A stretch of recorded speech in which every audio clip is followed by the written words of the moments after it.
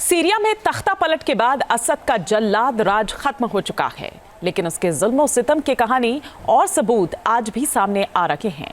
एक एक सबूत चीख चीख कर ये गवाही दे रहे हैं कि कैसे असद ने अपने जुल्म की हुकूमत को कायम करने के लिए सीरिया को कत्लगाह बना दिया था।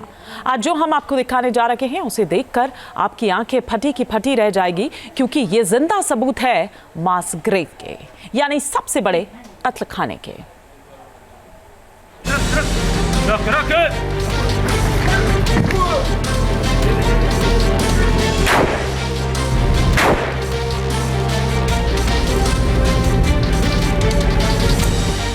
आंखों पर पट्टी बांधी, हाथ बांधे गए, कब्र में जिंदा फेंका गया और फिर गोली मार दी गई। यह है सीरिया का मास ग्रेव, यानी सामूहिक कब्रिस्तान, जहां बशर अल असद अपने दुश्मनों को चुन चुन कर मौत बांटता था।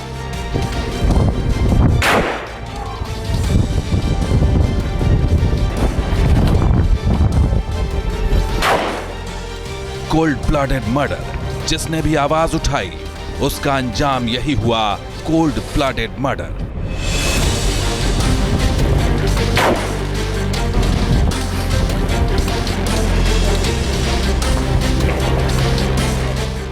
मौत मास ग्रेव तक ले आई। यहां एक तो नहीं बल्कि अनगिनत लोगों को ऐसे ही मौत के घाट उतार दिया गया। यह है बशर अल असद के जल्लाद बनने का सबसे बड़ा वीडियो सबूत। कोई सत्ता बचाने के लिए इतना बेरहम कैसे हो सकता है कि वो अपने ही लोगों की सामूहिक कब्र बना दे। लेकिन अब जब असद की सीरिया से विदाई हो चुकी है, तब ये वीडियो उसके जुल्म और सितम की भयानक यादों को ताजा कर रहा है।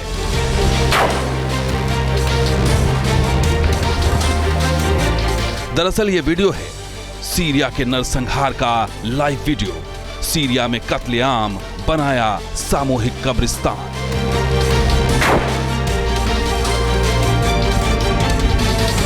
दरअसल ये वीडियो है साल 2013 का, जब दमिश्क के पास टाडामन जिले को असद ने कत्लगाह बना दिया था। यहाँ मिलिट्री वर्दी में असद के गुर्गे इन विरोधियों को लाते थे और कब्र के पास छोड़ देते थे, और जब इनके कदम लड़खड़ाकर कब्र में गिरने लगते थे, तब उन्हें गोली मारकर कब्र में सुला दिया जाता था।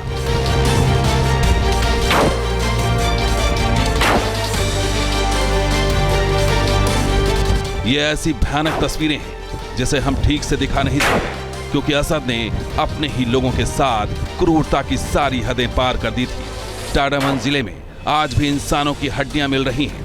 हर तरफ यहाँ इंसानों की खोपड़ी और हड्डियां बिखरी नजर आ रही हैं। स्थानीय लोग बताते हैं कि असद ने दमिश्क के पास ऐसे कई मास ग्रेव बना रखे हैं, जहां 5-10 हजार नहीं बल्कि 75,000 शव पाए गए हैं। यह सिलसिला 2011 के बाद सालों से चला आ रहा था। हैरानी की बात यह है कि ये सामूहिक कब्र राष्ट्रपति भवन के ठीक पीछे बनवाए गए थे, जहां से आज भी इंसानी खोपड़ियां और हड्डियां मिल रही हैं। ये गड्ढे करीब 20 फीट गहरे बनाए जाते थे, ताकि एक साथ नरसंहार को अंजाम दिया जा सके और एक साथ उनके शवों को ठिकाने लगाया जा सके। स्थानीय लोग बताते हैं कि जब गहरे गड्ढे खोदे जा रहे थे, तब उन्हें असद सरकार की तरफ से बताया गया था कि यहाँ वो मिलिट्री बैरक बना रहे हैं, लेकिन बाद में खुलासा हुआ कि इन गड्ढों को खोदने के पीछे मकसद था असद के क्रूर शासन के सच को छिपाना।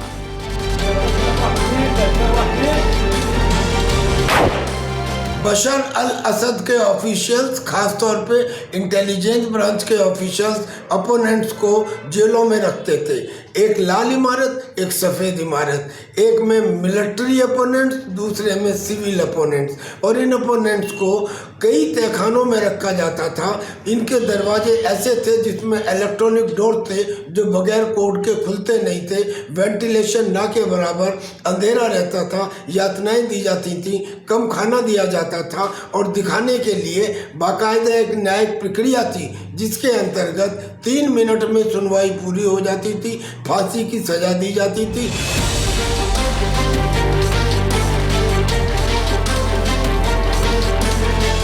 असद की क्रूरता की यह कहानी सिर्फ टाडामन तक सीमित नहीं है। असद ने सीरिया की सैदनाया जेल को भी बूचड़खाना बना दिया था। इसे ह्यूमन स्लॉटर हाउस भी कहा जाता है, जहां के बारे में विद्रोहियों का दावा है कि यहां से कोई वापस नहीं लौटा।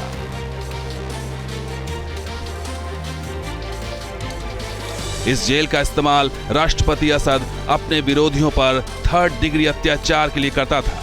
बशर का यह खूनी कारागार बेहद आधुनिक तकनीक से लैस है। इस जेल की इमारत खास है। इसे एक सर्कल से जुड़ी 3 बिल्डिंग को मिलाकर बनाया गया है, जिन्हें ABC का कोड नेम दिया गया है।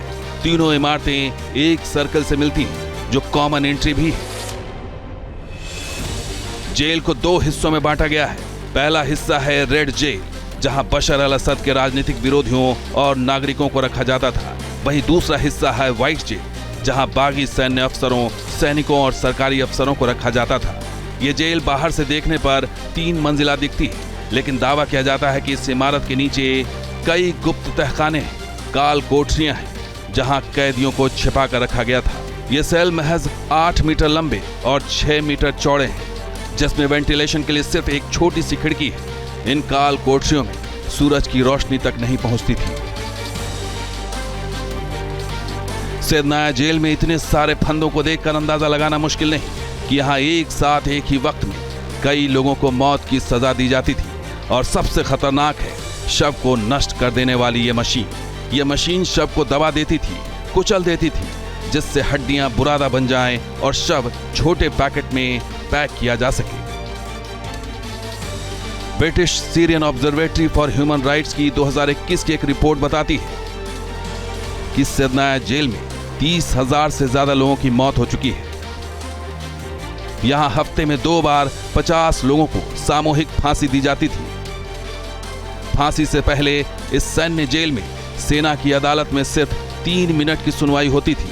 ज्यादातर मामलों में सैन्य अदालत मौत की सजा का फरमान सुनाती थी। इस रिपोर्ट में यह भी दावा किया गया है कि जेल से शवों से भरे ट्रक निकलते थे और शवों को सामूहिक तौर पर दफन कर दिया जाता था। यहां कैदियों को बदतर हालत में रखा जाता था। रोजाना उनकी पिटाई होती थी। यहां रहने वाले कैदी दाने दाने को मोहताज हो जाते थे।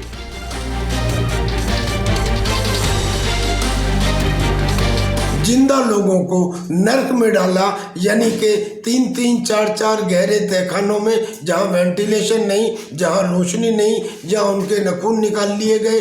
कुछ को जिंदा जला दिया गया, कुछ को मास ग्रेव में दबा दिया गया। यानी ये क्रूरता का पराकाष्ठा रही है बशर अल असद का शासन।